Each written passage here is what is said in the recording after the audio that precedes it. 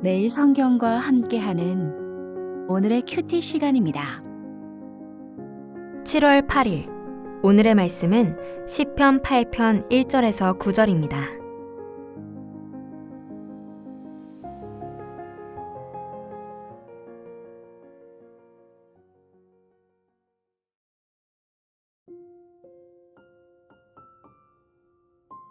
여호와 우리 주여, 주의 이름이 온 땅에 어찌 그리 아름다운지요.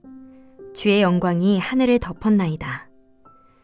주의 대적으로 말미암아 어린아이들과 젖먹이들의 입으로 권능을 세우시며 이는 원수들과 보복자들을 잠잠하게 하려 하심이니이다.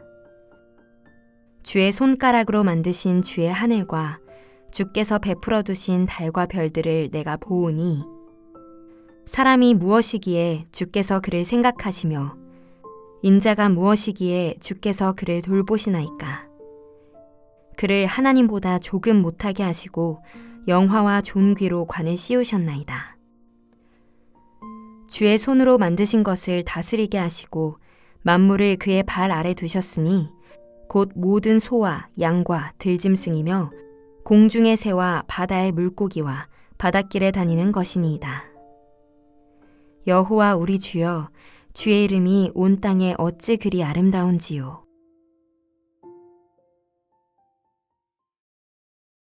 (7월 8일) 수요일, 오늘 우리에게 주시는 하나님의 말씀은 시편 8편 말씀입니다. 시편 중 첫 찬양시로 불리는 이 시는 우리에게 찬양으로도 매우 익숙한 말씀입니다. 먼저 표제어를 보면 이 시가 다윗의 시라는 것을 알려주고 영장으로 깃딧에 맞춘 노래라고 알려줍니다. 영장으로라는 것은 인도자를 따라라는 의미이고 깃딧에 맞춘 노래는 정확하지 않지만 악기나 절기와 관련된 것으로 해석됩니다. 즉, 이 시가 공동체에서 함께 불렸음을 암시합니다. 본문의 첫 절과 마지막 절은 같은 고백으로 감싸여 있습니다. 여호와 우리 주여, 주의 이름이 온 땅에 어찌 그리 아름다운지요. 그리고 그 가운데에 인간이 어떤 존재인지에 대한 내용이 담겨 있는 구조입니다. 이는 하나님을 향한 시선 아래에 인간을 바라보도록 안내하는 것입니다. 즉, 인간 그리고 우리 자신을 이해함에 있어서 하나님 없이는 바르게 이해할 수 없다는 것이죠. 먼저 하나님을 바라봅시다. 여호와 우리 주여라고 하는 것은 하나님을 주권자, 왕으로 고백하는 것입니다. 주의 이름은 단순한 호칭이 아니라 하나님의 성품과 권위를 상징하고 어찌 그리 아름다운지요 라고 하는 부분은 장엄하다, 고귀하다를 뜻하는 단어로 왕적 권위와 관련합니다. 그러니 이 시편은 하나님께서 자연을 아름답게 창조하셨다는 미적인 감상을 넘어 세상을 창조하시고 통치하시는 하나님의 왕권을 드러내주는 시편입니다. 이어서 주의 영광을 하늘 위에 두셨나이다 라고 고백하는데요.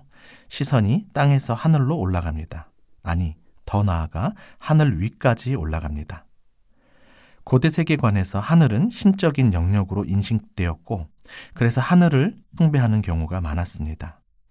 하지만 우리의 우주적 왕이신 하나님은 하늘보다 더 높은 곳에서 자신의 영광을 하늘 위에 두시는 분이십니다. 오늘 아침 우리의 시선을 위로 향하면 좋겠습니다. 하늘을 바라볼 겨를도 없이 너무 앞만 보고 정신없이 살아가고 있지는 않은지요. 하늘 위에 하나님을 바라보라는 시편 8편의 초대에 응하는 하루가 되면 좋겠습니다. 2절에 갑자기 주의 대적이 등장합니다. 온 우주를 창조하시고 다스리시는 하나님의 세상 속에 감히 하나님을 인정하지 않고 대적하는 자들이 있다는 것이 놀랍습니다. 아마도 이들은 자기 힘을 믿고 교만하여 하나님을 무시하고 자기중심적으로 약자에게 폭력을 휘두르는 자들일 것입니다. 실제 우리의 현실이기도 하지요. 참고로 앞선 시편의 흐름을 생각하면 이 등장은 자연스럽습니다. 시편 3편부터 7편까지 다윗은 대적들의 위협 가운데 탄식하고 있었습니다. 물론 시편의 구성이 시간 순서로 기록된 것은 아니겠지만 이 순서는 의미가 있습니다. 여전히 악한 세상 가운데 고난을 당하는 현실이지만 이러할수록 오히려 하늘을 바라보라는 초대입니다. 그리고 하나님께서 이들을 잠잠케 하실 것이라는 내용이죠. 그런데 하나님이 이들을 잠잠케 하시려고 뜻밖의 방법을 사용하는 것을 봅니다. 대적들로 인하여 어린아이와 젖먹이의 입으로 대적들의 입을 막겠다는 것인데요. 온 우주의 왕께서 교만하여 폭력을 휘두르는 악인들에게 더 큰 힘으로 심판하는 게 어울릴 것 같은데 왜 이러한 방식을 사용하실까요? 어린아이와 젖먹이는 가장 연약하고 무력해 보이는 존재들입니다. 그러나 하나님은 약한 자를 통해 강한 자를 부끄럽게 하시는 분이십니다. 그러할 때 하나님의 권능이 더 분명히 드러날 것입니다. 특별히 하나님은 이들의 입을 통해 권능을 세우신다고 하셨습니다. 아마도 하나님을 부정하거나 조롱하는 대적자들과 달리 어린아이들은 순수하게 하나님을 의존하고 인정하고 찬양하기 때문일 것입니다. 마태복음 21장에 보면 예루살렘 성전에서 아이들이 호산나 다윗의 자손이여라고 소리치며 찬양할 때 예수님께서 바로 이 구절이 성취되었다고 알려주십니다. 한편 어린아이들의 입은 찬양의 입이기도 하지만 울음소리가 나오는 곳이기도 하죠. 찬양뿐 아니라 하나님 앞에서 우는 것도 힘입니다. 하나님께 의존하고 기도하는 소리를 듣고 하나님이 행하실 것이기 때문입니다.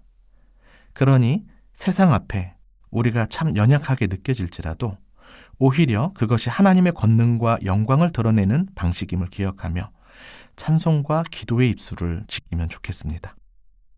이제 시인은 하늘에서 더 구체적인 것들을 바라봅니다.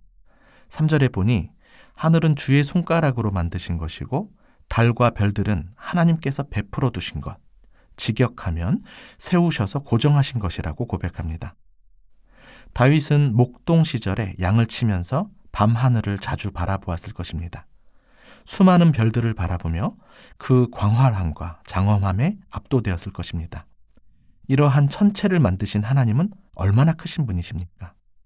현대의 우리는 고대인보다 더 많은 우주 지식을 갖고 있죠. 우주가 얼마나 큰지 알면 알수록 신비하고 경이롭습니다. 또 그 광대한 우주가 정교하게 질서 가운데 운행되는 것이 얼마나 놀라운지요. 시인은 이렇게 크신 하나님의 위엄과 능력에 감탄하고 있습니다. 그에 비하면 우리 인간은 얼마나 작은 존재일까요? 먼지보다도 못한 존재에 불과할 것입니다.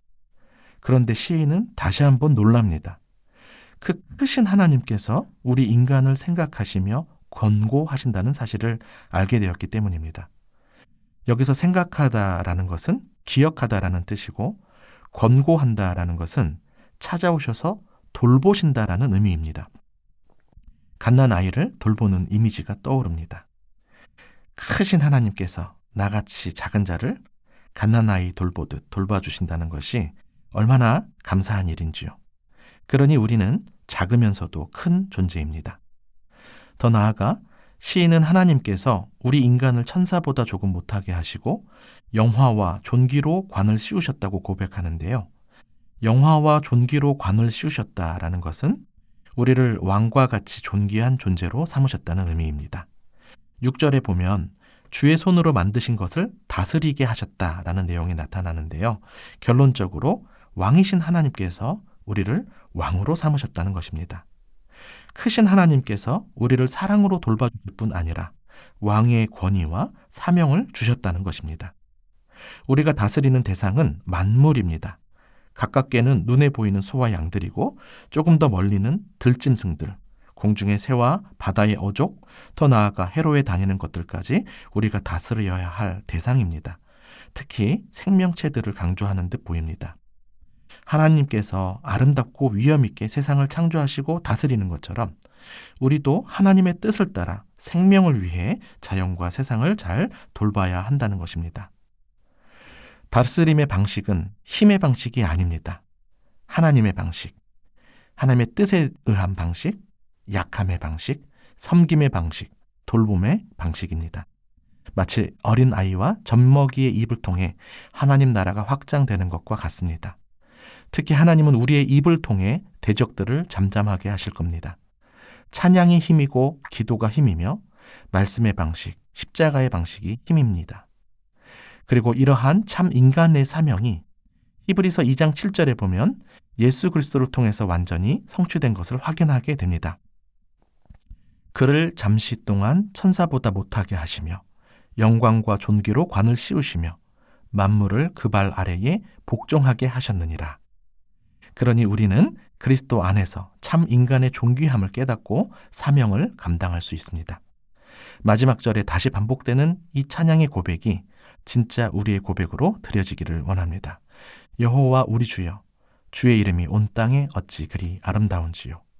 주의 왕권과 통치가 참 작고 연약한 우리를 통해 온 땅에 드러나는 하루가 되길 바랍니다. 기도하겠습니다. 여호와 우리 주여, 주의 이름이 어찌 그리 아름다운지요.